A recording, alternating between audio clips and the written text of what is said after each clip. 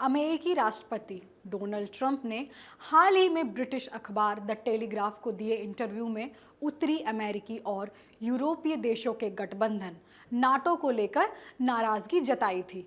Trump का कहना था कि इस गठबंधन ने ईरान युद्ध में अमेरिका का साथ नहीं दिया और वह अमेरिका को इससे बाहर करने के बारे में गंभीरता से सोच रहे हैं।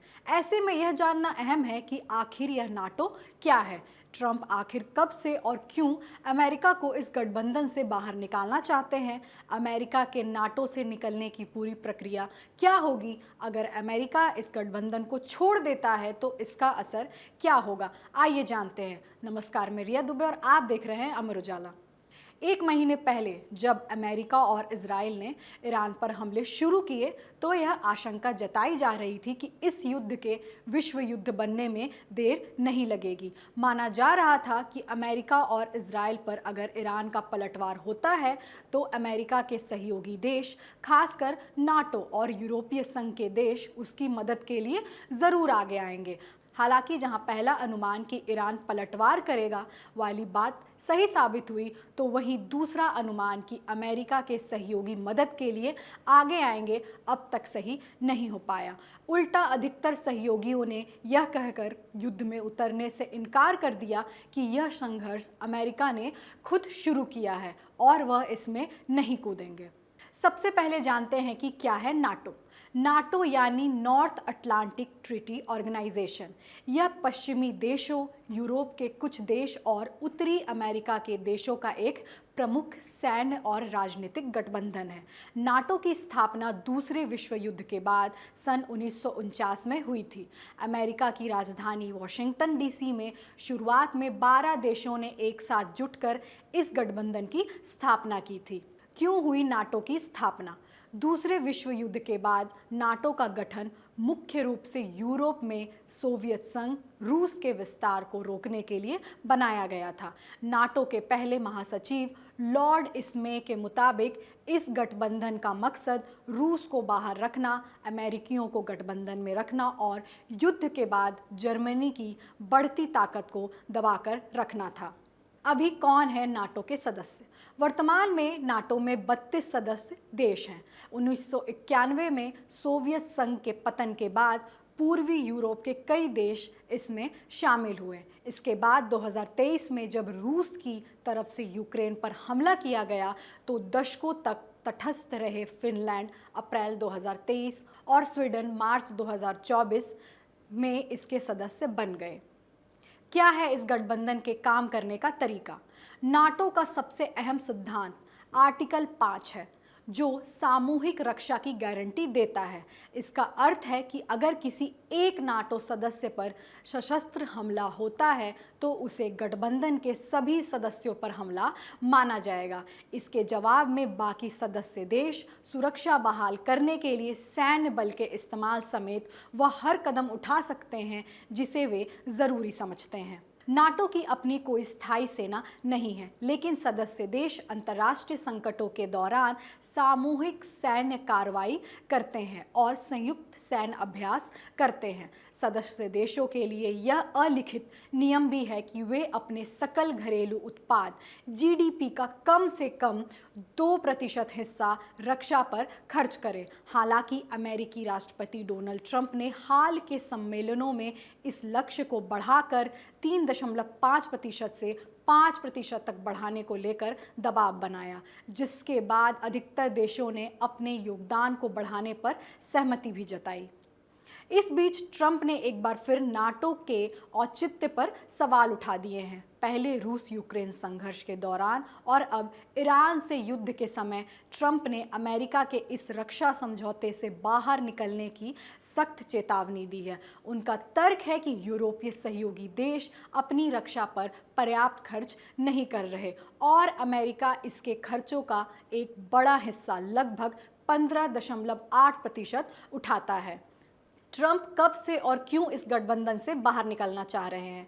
ऐसा नहीं है कि डोनाल्ड ट्रंप ने नाटो गठबंधन से अमेरिका को बाहर निकालने की बात रूस यूक्रेन संघर्ष और ईरान युद्ध के शुरू होने के बाद की है। वे अपने पहले कार्यकाल 2017 से 2021 के समय से ही नाटो को छोड़ने की बात करते आ रहे हैं। शुरुआती दौर: जब डोनाल्ड ट्रंप 2016 में पहली बार राष्ट्रपति पद का चुनाव लड़ रहे थे, तब उन्होंने नाटो को अप्रचलित करार दिया था। 2018 में भी चेतावनी: 2018 के नाटो शिखर सम्मेलन में ट्रंप ने सदस्य देशों को कड़ी चेतावनी दी थी कि अगर उन्होंने रक्षा पर अपना खर्च जीडीपी का कम से कम 2% नहीं बढ़ाया तो अमेरिका इस गठबंधन से खुद को अलग कर लेगा। 2019-2020 के बयान: पूर्व राष्ट्रीय सुरक्षा सलाहकार जॉन बोल्टन के मुताबिक अगस्त 2019 में ट्रंप ने नाटो को लेकर कड़ी नाराजगी जाहिर की थी। इसके अलावा 2020 में उन्होंने यूरोपीय आयोग ईसी की अध्यक्ष उर्सुला वॉन डेर लेयन से साफ तौर पर कहा था कि नाटो मर चुका है और हम इससे बाहर निकल जाएंगे। 2024 का चुनाव अभियान: अपने 2024 के चुनाव प्रचार के दौरान उन्होंने खुले तौर पर कहा कि जो नाटो देश रक्षा पर पर्याप्त खर्च अपने बिलों का भुगतान नहीं करेंगे, अमेरिका उनकी रक्षा नहीं करेगा और वह रूस को उनके साथ मनमानी करने के लिए बढ़ावा देंगे।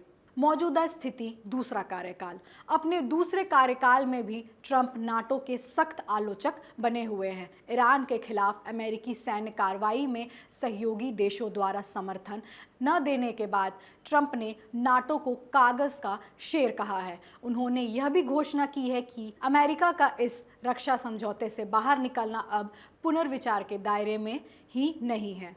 क्या ट्रंप वाकई में अमेरिका को नाटो से निकाल सकते हैं? अमेरिका का नाटो से बाहर निकलना एक जटिल कानूनी और राजनीतिक प्रक्रिया है।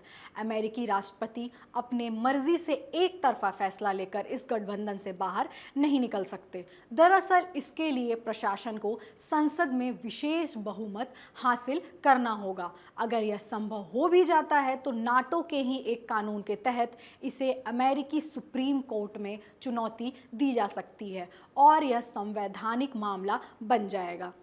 संसदीय मंजूरी की जरूरत: 2023 में सीनेटर, उच्च सदन के सांसद टिम केन और मार्को रूबियो, अब विदेश मंत्री, ने एक कानून पेश किया था जिसे वित्त वर्ष 2024 के नेशनल डिफेंस ऑथराइजेशन एक्ट के हिस्से के रूप में पारित किया गया।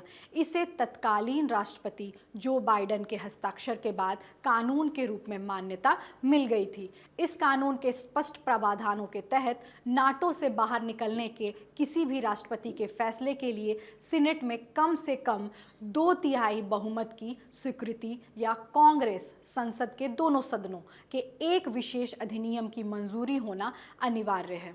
सुप्रीम कोर्ट में कानूनी लड़ाई: चूंकि नाटो की स्थापना एक औपचारिक और बाध्यकारी संधि के जरिए की गई थी, इसलिए राष्ट्रपति अपने कार्यकारी शक्तियों का इस्तेमाल करके सीधे तौर पर अमेरिका को इससे अलग नहीं कर सकते। नाटो संधि के अनुच्छेद 13 के अनुसार कोई भी देश 1 साल के नोटिस के बाद सदस्यता छोड़ सकता है। ऐसे में अगर राष्ट्रपति कांग्रेस के फैसले को नज़रअंदाज करके बाहर निकलने की कोशिश करते हैं तो कानूनी विशेषज्ञों के अनुसार यह मामला देश की सुप्रीम कोर्ट तक पहुंच जाएगा और एक बड़ी संवैधानिक और कानूनी लड़ाई शुरू हो जाएगी। चुपचाप दूर होने का विकल्प: कुछ विशेषज्ञों का यह भी मानना है कि भले ही कोई राष्ट्रपति कानूनी बाधाओं के कारण औपचारिक रूप से नाटो न छोड़ पाए, लेकिन वह बिना निकले ही इस गठबंधन को कमजोर कर सकते हैं। वे क्वाइट क्विटिंग यानी चुपचाप गठबंधन से दूरी बना लेने का रास्ता अपना सकते हैं। इसका मतलब है कि आधिकारिक तौर पर गठबंधन में रहते हुए भी अमेरिका अपनी सैन्य और आर्थिक जिम्मेदारियों को निभाने से पीछे हट सकता है। इस विषय की जानकारी हमारे साथी कीर्तिवर्धन मिश्र ने जुटाई है। देश दुनिया की बड़ी खबरों को आसान भाषा में समझने के लिए अमर उजाला से जुड़े रहिए। वीडियो पसंद आए तो लाइक, शेयर करें और चैनल को जरूर सब्सक्राइब करें।